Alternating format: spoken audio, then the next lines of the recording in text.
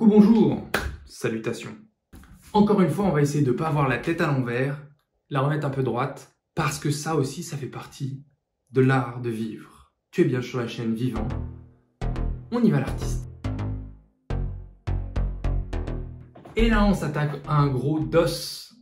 On a parlé de la liberté, on va parler du libre arbitre. C'est presque pareil, c'est des jumeaux, c'est des copains, c'est des sœurs, mais c'est pas tout à fait pareil. Il y a un nouveau slogan très à la mode chez l'humanité hors sol, c'est « Le libre arbitre n'existe pas ». Eh ben ouais, comme ça c'est beaucoup plus facile. Sans le libre arbitre, dans ce concept, l'humain devient une machine qui croit ressentir des choses, qui croit pouvoir décider, et qui en fait ne fait que d'exécuter comme une machine. C'est un concept fort pratique si on envisage une société de contrôle total. On peut même fantasmer à une forme de bien-pensance quant au fait d'ordonner les choses pour le bien de tous, voyez-vous.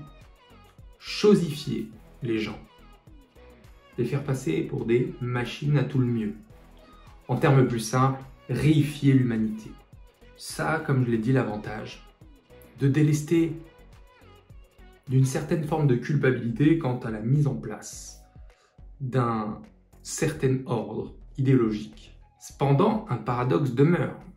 Les ordonnateurs et ceux qui sont convaincus que le libre arbitre n'existe pas devraient eux aussi être dépourvus de ce même libre arbitre. Alors qu'est-ce qui se passe quand ils choisissent entre une version de la réalité et une autre, une philosophie et une autre, une logique plutôt qu'une autre? Le fait de choisir, c'est le libre arbitre. Je pense que pour s'en convaincre et éviter ce paradoxe, ils se disent « c'est une voie inéluctable » parce que l'histoire, parce que l'ordre des choses, parce qu'il s'agit d'une logique implacable, irréfutable.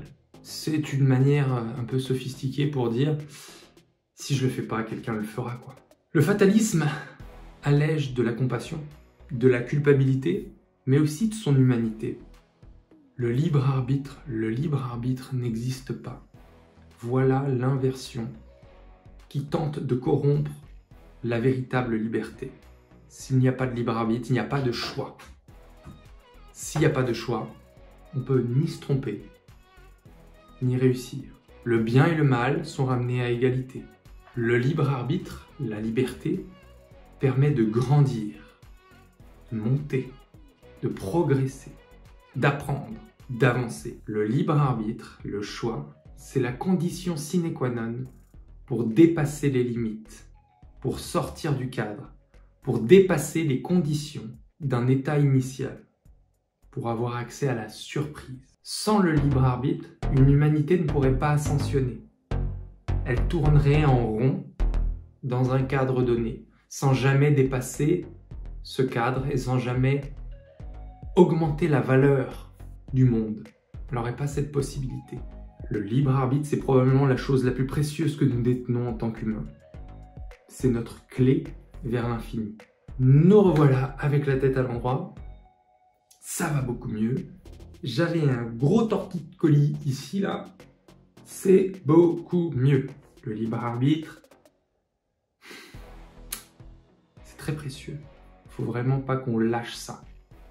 Parce qu'on se rappelle, on a tellement la possibilité gigantesque d'une liberté totale qu'on est libre de dénier notre propre libre arbitre.